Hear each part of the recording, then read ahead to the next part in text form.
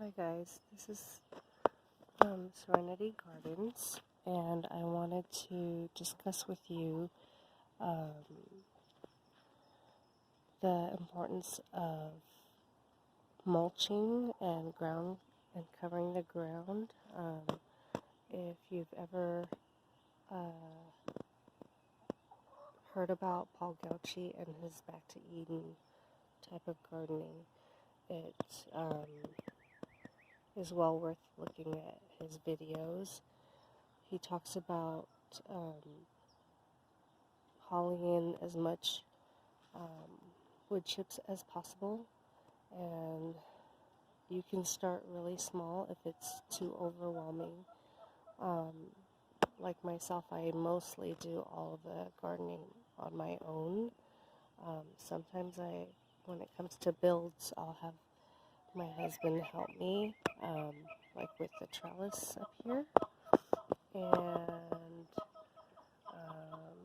with various things. But majority of the time, I'm out here watering the plants, growing new things, checking on the chickens and the rabbits, enjoying all this nature. Here's my dahlia coming up. Sorry for the glare.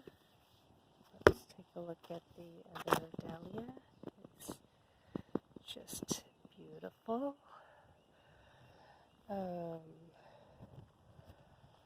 have still my Asiatic lily that's doing great, and a few small sunflowers, and a giant, great big one here.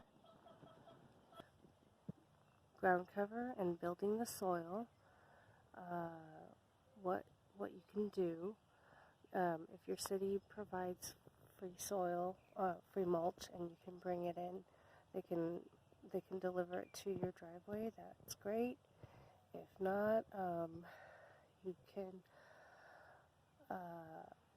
look up chip drop, or you can find a nearby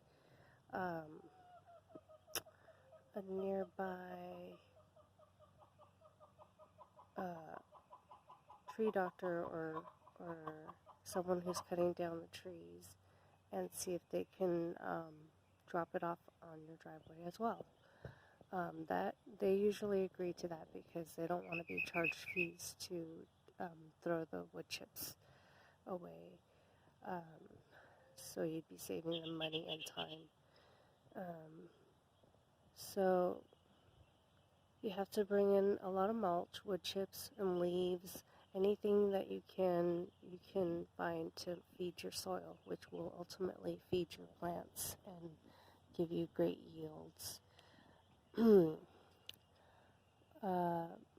Last year I brought in three batches of mulch, and just hauled it wheelbarrow by wheelbarrow into the yard from the driveway from the city.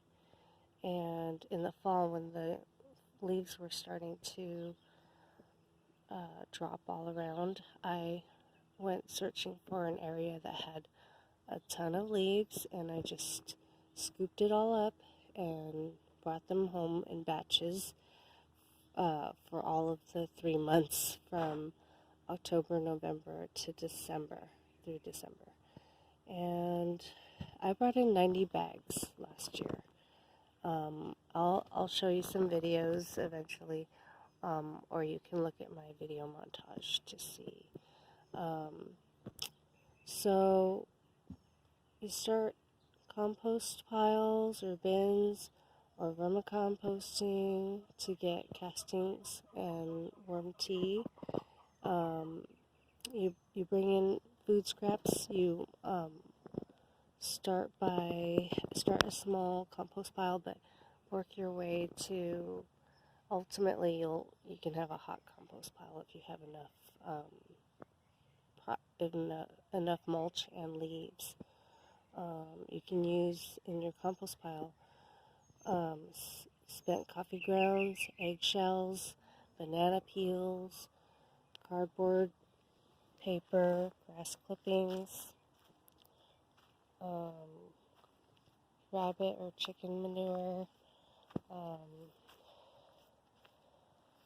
Eventually, when it's hot composting, for the hot composting you need a 1 meter squared amount of compost or greens and brown products. Compost breaks down in about 2 months and are ready to plant with other soil to make great plants, great plant growth. That's a great way to live regeneratively, and that is one of the main concepts behind permaculture. So nearly everything that comes through your kitchen or once was alive can be composted down. Cycle of reducing waste to landfills creates methane and contributes to carbon footprint. So soil can trap carbon and return the food to us. And if you feed the soil so it can in turn grow crops and yields, then you can feed yourself even more. You'll have a greater yield of food, of fruits and vegetables. And there is a pile here. Here's a pile where it grew mushrooms and fungi. And when I first brought in the mulch, and it was just a layer of purely mulch, wood chips, it had rained, and when I dug into the ground, I saw that the mulch was clumped together, and the clumps had some kind of white stuff in between them, and it turns out that that was the fungi. And I was kind of worried about it. It looked like some kind of white internetting that was holding the mulch clumps together. But it turns out that's what breaks down the mulch over time. And just leave the mulch undisturbed, other than if you're planting something in it. So I've begun to plant my citrus fruits, such as this dwarf lime, this kumquat here, and that cara orange, and the navel orange. Over there it's lemongrass. I want to mix some herbs and other undercover layers at the base of my fruit trees. So I'm starting to grow things into the mulch now that it's been here for a while. And so in nature, fungi, worms, and soil microorganisms are important, and they break down the leaves, the wood, the grass clippings, and form a layer of moist, nutrient-rich soil as more leaves fall and create ground cover. That keeps that soil layer beneath from drying out and maintaining a relatively mild temperature below the surface of the mulch. And it keeps it moist longer underneath and keeps it from getting overly hot. The top layer is what gets hot. And if you look, the top layer is full of the really big pieces of mulch and leaves, but underneath it's really fantastic. Let me just show you. So let me pull away at this here, and you'll see that here it's that mulch, and then over here it's a little bit of soil. And if you go further and further below, it's even darker and softer. And basically that will feed, and if the more you enrich that, the more it'll feed your plants, the desirable plants. And that's what I've been trying to do as much as possible. And eventually, when you fed your plants enough, it's going to grow huge, and it's going to give you great yields. And this lemon tree here is producing so many lemons every year. I have to give away bags and bags of lemons, and I just give it to my coworkers, my friends, my family. But look here, I have this foliage from the lemons, and a lot of times, if you cut back a little bit on your fruit trees, it's going to give you even more yield the following year, because it doesn't need all of this foliage. And in fact, you can end up using it as ground cover. So you can just chop and drop it down, and it will break down over time. Over here it's kind of shady from the lemon tree, so I'm not growing too many things, but if you do plant starts, you could start plants in the shady area, and that would be great. Here's an example. This white stuff.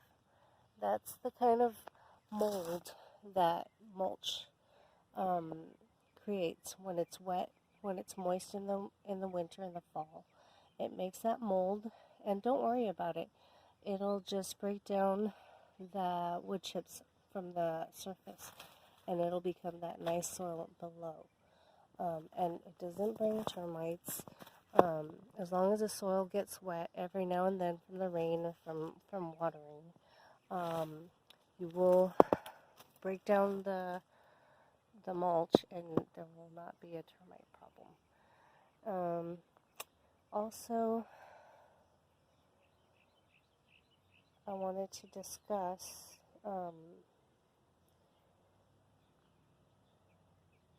chop and drop. So with the lemon leaves, I've chopped and dropped them over here.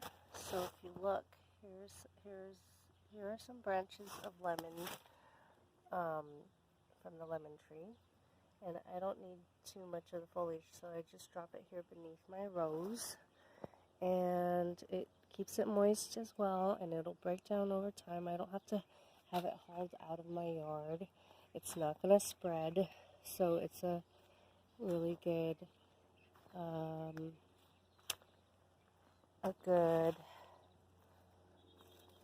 you can use practically anything. It doesn't have to be just lemon branches and lemon leaves. It's whatever you have that's an overgrowth. So for instance, I have my bougainvillea, and it has thorns, and I just chop that down when it gets too thick and bulky, and I chop branches of the bougainvillea, and I drop it around my avocado tree, and it serves dual purpose. In permaculture, you want things that serve more than one function. So the dual purpose of the bougainvillea being put around the avocado is that the thorns will deter the squirrels from climbing up my avocado tree and eating up all my avocado. And the other function is that with the pink blossoms, I think it'll draw in bees and beneficial insects from the pink bougainvillea flowers, and they'll pollinate my avocado tree and just kind of swarm around it a bit. And also, thirdly, in the winter, it insulates the base of the avocado tree. So the winds and other things do not harm the avocado as much. So there are multi-stacked functions in the way that I decided to use my bougainvillea.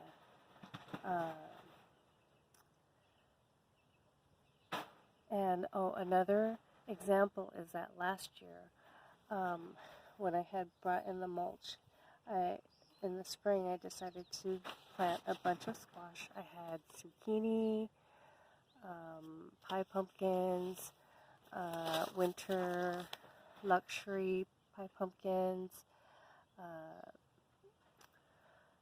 patty pan squash,